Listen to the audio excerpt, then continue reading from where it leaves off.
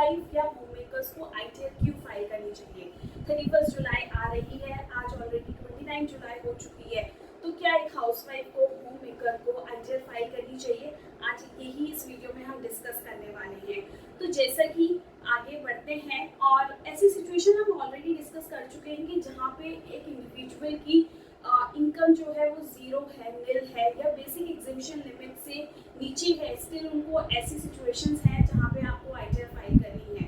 But आज specific case हम किनका लेके चल रहे हैं, वो एक हाउसवाइफ या होम मेकर का लेके चल रहे हैं। तो आप देख सकते हैं, सबसे पहला बेनिफिट तो आईटीआर का ये रहता है कि अगर जैसे कि यूजुअली लोग प्रेफर करते हैं, जो प्रॉपर्टी लेते हैं वो अपने घर की लेडीज के नाम पे लेते हैं, ताकि उनको स्टैम्प ड्यूटी पे जो परसेंटेज लगती है, रेट ऑफ स्टैम्प ड्यूटी है, वो कम हो जाता है। और आपको लोन भी लेना है उस प्रॉपर्टी पे, तो उनको एज अ को एप्लीकेंट या उन्हीं के नाम पे आपको लोन लेना है, तो आपको आईटीआर की ज़रूरत पड़ती है लास्ट 3 ईयर्स की। तो अब वो आईटीआर आप कैसे देंगे? यूजुअली लोग क्या करते हैं, जिन्होंने आईटीआर फाइल नहीं किए, एक साथ आईटीआर फाइल कर देते हैं लास्ट ईयर्स की, एंड दे फिर अकॉर्डिंगली वो लोन ले लेते हैं। तो क्यों ऐसा करने से बेहतर है कि आप पहले से ही अपना ऐसा रिकॉर्ड बना के चले कि अब आपने आईटीआर फाइल करें।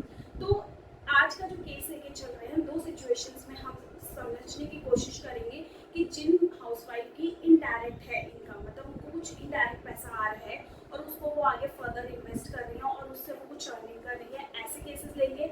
और दूसरा केस ये लेंगे कि उनकी डायरेक्ट सोर्स ऑफ इनकम भी है, बट वो इतनी ज़्यादा नहीं है, बट कुछ तो है, वो कुछ अर्न कर रही हैं और वो उसको फर्दर इन्वेस्ट भी कर रही हैं। तो सबसे पहले सिचुएशन ऐसी ले लेते हैं कि एक हस्बैंड अपनी वाइफ को पैसे ट्रांसफ़र करते हैं, डिजिटल का ज़माना है, कैश ना देके वो डिजिटली उनके बैंक अकाउंट में, सेविंग बैंक अकाउंट में डाल देते हैं पैसे। और किस नेचर के लिए डालते हैं? हाउस होल्ड एक्सपेंसेस के लिए डालते हैं। तो क्या उस पर वो एक इनकम मानी जाएगी? नहीं, वो इनकम नहीं मानी जाएगी। ठीक है, तो सेकेंड सिचुएशन कौन सी होती है कि एक हस्बैंड अपनी वाइफ को कुछ पैसे देते हैं और वो उनको इन्वेस्ट कर देती है वाइफ। अब वो इन्वेस्ट से जो इनकम आ रही है, इंटरेस्ट इनकम आ रही है, तो वो किसके हैंड्स में टैक्सेबल होगी? वो एक हस्बैंड के नाम पे टैक्सेबल होगी।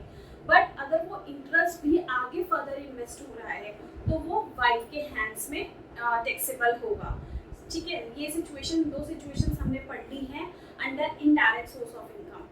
थर्ड सिचुएशन कैसी है कि उन्होंने कुछ एफडीज वगैरह कर रखी हैं, मतलब कुछ पैसे वैसे, जैसे होता है कि हाउस होल्ड एक्सपेंसेस से रिलेटेड ही उनको कैश वगैरह मिला, या कहीं से उनको कुछ भी पैसे मिले और उन्होंने उसको सेव कर दिया, और उससे जो इनकम आ रही है, तो वो आपको मतलब उस पर टैक्स देना पड़ेगा। तो वो आपको मतलब टैक्स देना पड़ेगा इन द सेंस कि आपकी वो टैक्सेबल जो बेसिक एग्जिबिशन लिमिट की जो इनकम की कैलकुलेशन है, वो उसमें एडअप होगा। ठीक है, तो आपको इंटरेस्ट जो भी आपको मिल रहा है सेविंग बैंक से या आपके एफडीआर से, आपने कुछ भी फर्दर टर्म डिपॉजिट्स ले रखे हैं, आपने रिकरिंग डिपॉजिट्स ले रखे हैं, उस पर जो भी आपको अर्निंग हो रही है, इंटरेस्ट मिल रहा है, वो आपकी इनकम मानी जाएगी, सोर्स ऑफ इनकम मानी जाएगी। और बेसिक एग्जिबिशन लिमिट ऊपर हो रही है तो आपको आईटीआर फाइल करनी ही करनी है। बट अगर बेसिक एग्जिबिशन लिमिट भी क्रॉस नहीं हो रही है, स्टिल आप कर सकते हैं। ऐसा तो सरकार ने नहीं कहा, आईटी डिपार्टमेंट नहीं प्रोहिबिट नहीं कर रहा है आपको, तो आप अपनी आईटीआर जरूर फाइल कीजिए। तो ये वाला जो केस है, ये आपके अगर इनडायरेक्ट सोर्स ऑफ इनकम है। एक केस ऐसा आता है कि आपको कुछ गिफ्ट्स मिले हैं स्पेसिफाइड रिलेटिव्स से। स्पेसिफाइड रिलेटिव्स की जो आपकी डेफिनेशन है, उसके अकॉर्डिंग अगर वो लोग आपको गिफ्ट कर रहे हैं, तो वो वाला जो गिफ्ट्स हैं वो आपकी इनकम काउंट नहीं होगी।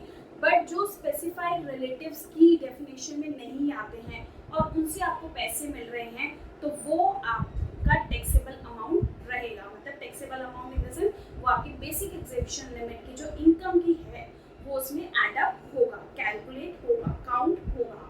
ठीक है, बट अगर वो अनस्पेसिफाइड रिलेटिव्स हैं तो वो काउंट होगा, स्पेसिफाइड रिलेटिव्स हैं तो वो टैक्सेबल नहीं होगा। ये सिचुएशंस ऐसी हो गई जो इनडायरेक्ट सोर्स ऑफ इनकम है, इनडायरेक्ट सोर्स ऑफ मनी है आपका। ठीक है, अब सिचुएशन ले लेते हैं कि कुछ हाउसवाइफ्स हैं, कुछ होम मेकर्स हैं, घर से काम करती हैं, लाइक उनका एक छोटा सा बिजनेस है रिलेटेड टू, हम ऑनलाइन बिजनेस मान लेते हैं, या उनका बुटीक मान लेते हैं, या वो कुछ ट्यूशन इनकम अर्न कर रही हैं, तो उनसे उन्हें कुछ पैसा मिल रहा है। या आजकल बहुत सारे घर से बहुत सारे बिजनेस बहुत तरीके के बिजनेस हो सकते हैं, जिसमें उन्हें कैश भी मिल रहा है, उन्हें डिजिटली भी मिल रहा है, उनके क्लाइंट्स उन्हें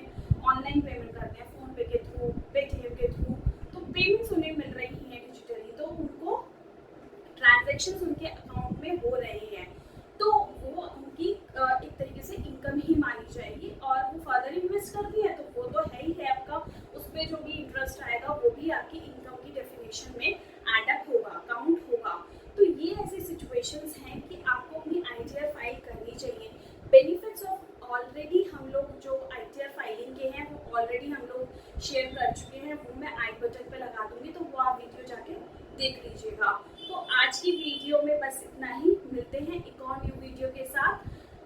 वीडियो पसंद आए तो hit the like button, family friends and colleagues के साथ हमारी वीडियो को जरूर शेयर कीजिए। मिलते हैं एक और न्यू वीडियो के साथ। Till then take care, bye bye.